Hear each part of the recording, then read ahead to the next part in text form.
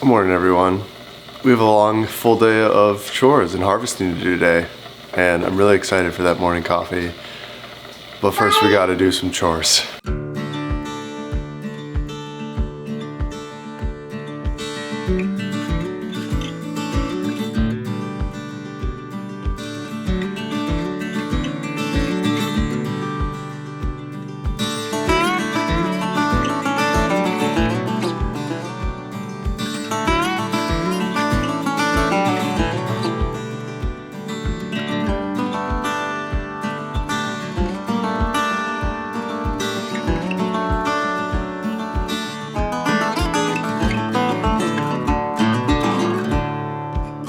One egg.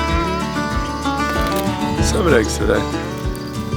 Not great, but not bad.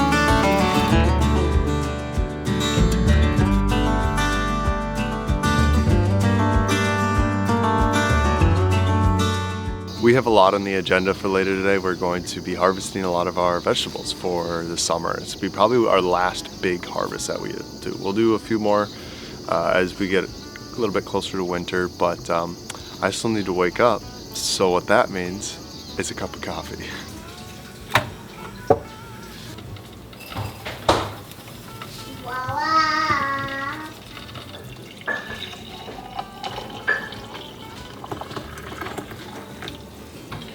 All right, so we are going to check out our cold frame.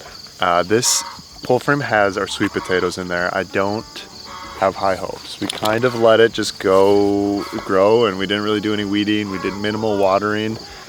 So Gus is ready to get in there, apparently. We're gonna see what we can find. Ready? Daddy's gonna open it. Watch. I'm scared there's gonna be a critter in here. Oh, that's a good call. There might be something living in here. All right, I think the move is just to start just pulling and seeing what we can find. There's a ton of weeds in here, and there's this stuff which I want to say is stinging nettle, but I could be wrong.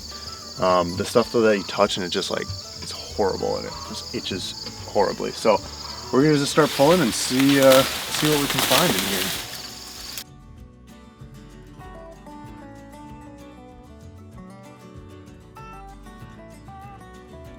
All right, we got all of the weeds up. Now we're gonna start to turn it up and see what we can find. Oh, I'm not stabbing into any of these potatoes. Oh, I think I found something there. All right, this is not looking promising.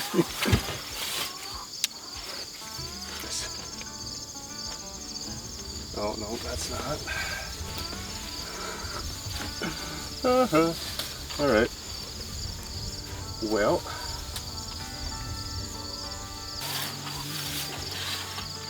I'll tell you what, guys, this is not looking good at all. I don't think there's any in here. I don't know how much I should keep going. We got really just 3 here. We got 3 sweet potatoes. That is something. Yeah, I'm pretty sure there is nothing in here. So,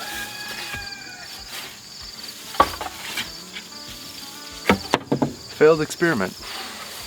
So we definitely will not be having homegrown sweet potatoes this year. A couple of thoughts maybe as to why that was the harvest that we got.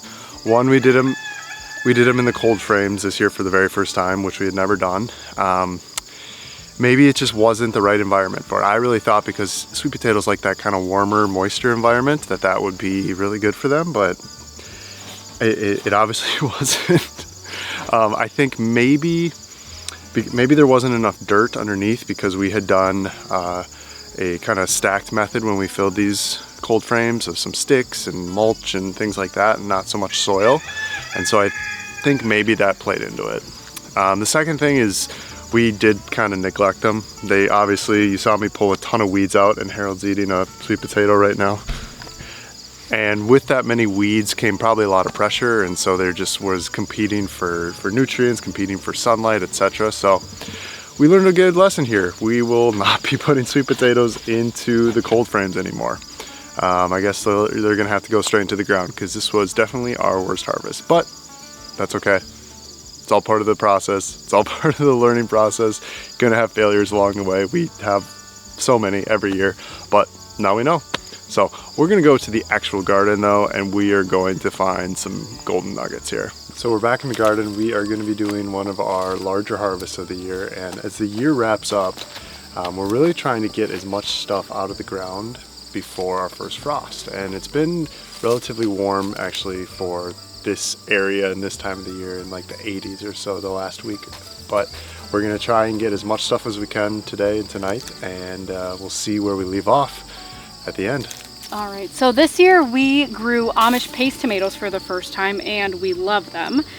We also grew some San Marzano and Roma tomatoes, and then we also grew some heirloom beefsteak and then some Rosella tomatoes. But I think next year we're gonna focus on these Amish paste because they give us these really big, awesome fruits with not too many seeds in them, compared to the Roma and the San Marzano, which are traditionally used for like sauces and things like that.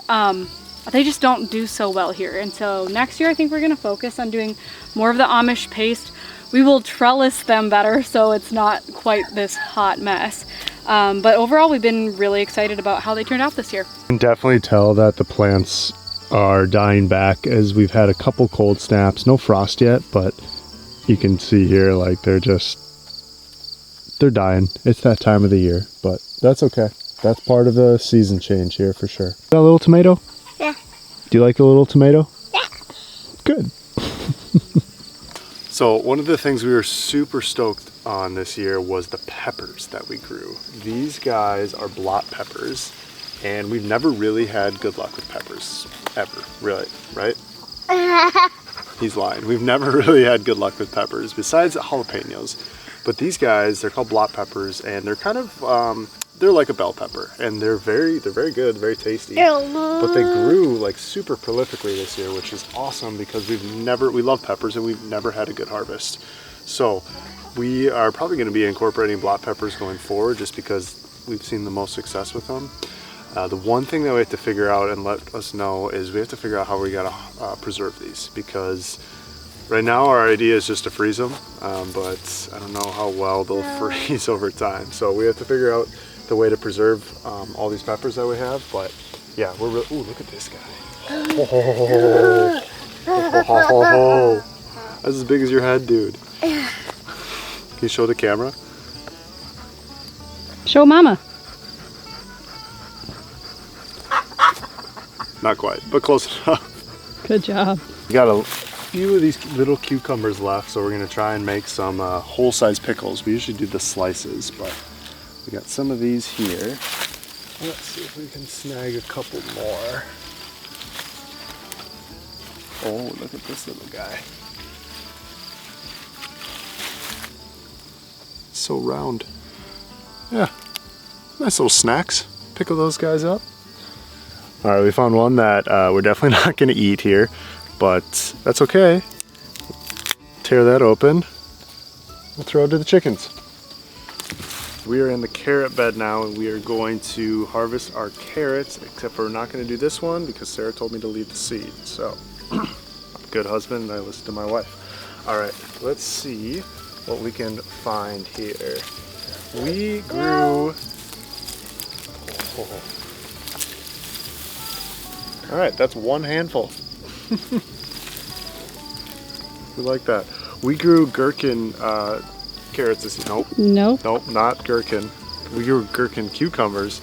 We grew Ducella carrots this year. And we did those last No, year. I think we grew New Carota. What are they? New Carota? We grew New Carota carrots this year. And I think those are a new variety for us. Yes. Yeah. Yeah, so so far, first handful is looking good. Let's see what we can get.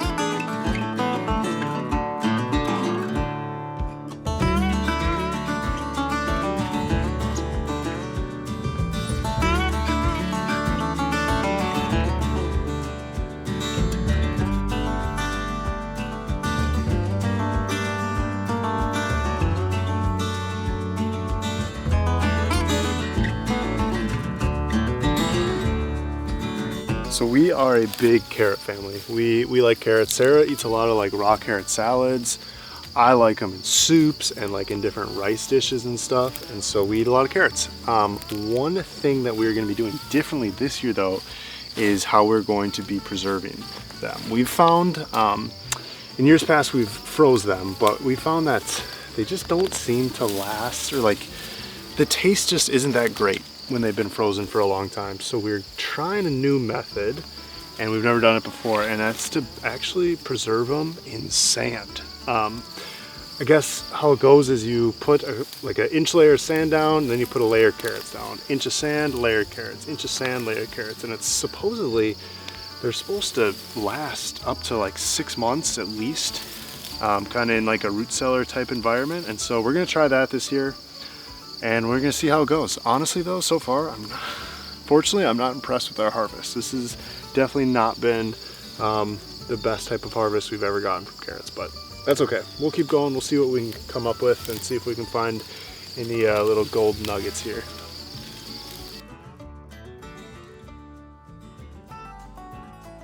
All right, we're gonna move on to our potatoes right now. And this was actually a new thing for us too this year. We haven't grown potatoes in this bed before. And we had one other bed in the garden that we did the other day with red potatoes, and those grew excellently. So we're gonna see what we can get out of this bed.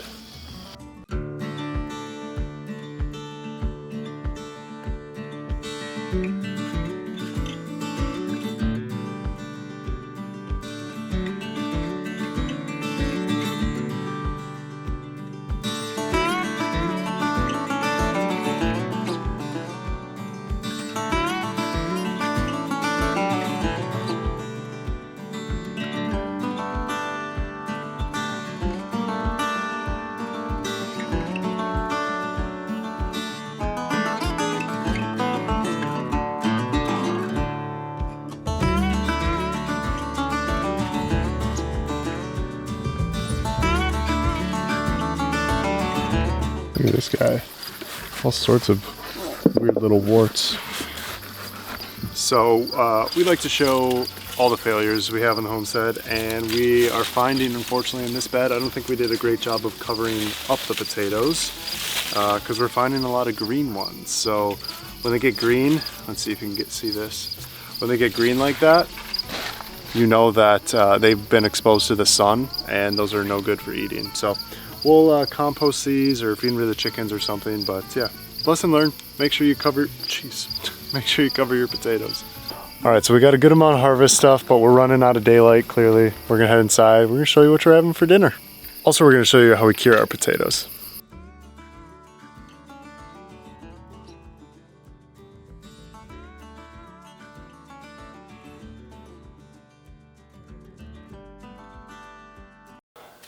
All right, so we're in our back kind of utility storage room. These are the racks that we use actually to start our seeds on in the springtime. And what I'm going to do is I'm just going to lay one potato layer on each of these racks. Hopefully I have enough space here. But the things that we're going to be looking for are any imperfections in the in the potatoes, any that have like scratch marks or dig marks or even like bite marks from critters or whatever. We're going to take those out, and if they're not too bad, we'll probably use those sooner than later. Otherwise, the rest are just going to sit here for about 2 weeks, and it kind of depends on what information you look at, but usually people say around 60 degrees or so in the room, and you want darkness as much as possible.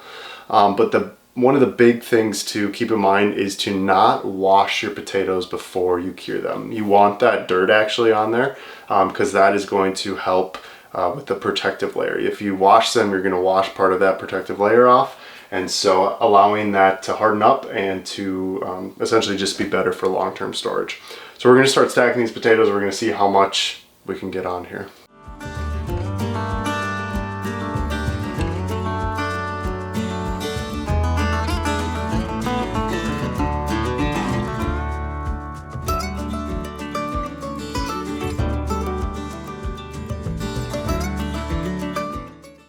All Alright, so we got the first row done here. We are going to take all these little guys that we have left here, and I had to lay down this cardboard because otherwise it would just fall through. If it's possible to have like a rack like this where air can go from both sides, I think that's like the most ideal, but this will be totally fine. So another point to make, ooh, that one is gnarly. Another point to make on the tomatoes, or no, I keep saying tomatoes, on the potatoes, is the larger ones are going to actually last a little bit, actually a lot longer than the smaller ones. Usually we find that the smaller ones, they just don't last as long.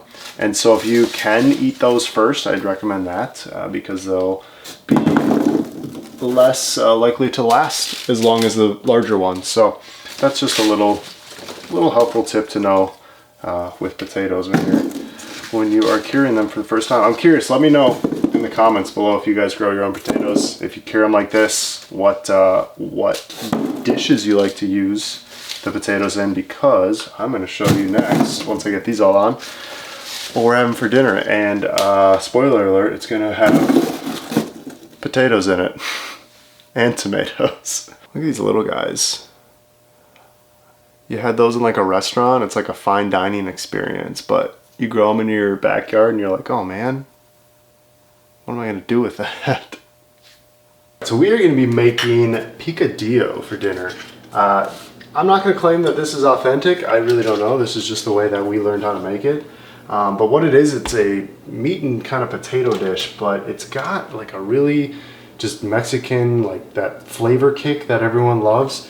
It's got that kick because there's like a homemade salsa in there. So what I'm going to do is I'm going to throw in my meats. I'm doing a pound of ground beef and a pound of pork. You can do ground beef, you can do pork. They're both delicious. I'm going to throw that in here, get this browned up, and then I'm going to dice up the potatoes and we'll throw those in. With the potatoes, this might have been too many potatoes, but we'll make it work. And we will get these mixed up together. So I'm going to do a little bit more paprika and a little bit more salt and pepper.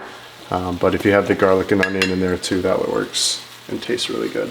So, all right, we'll get those going, and now let's move on to the salsa. So the reason that I love this dish is because most of the ingredients can come right from your backyard, right from your garden, especially the salsa. And so what we're gonna put in the salsa is tomatoes, onions, cilantro, jalapenos, if you got them, a little bit of lime, and then some chicken stock or chicken bouillon if you don't have any chicken stock.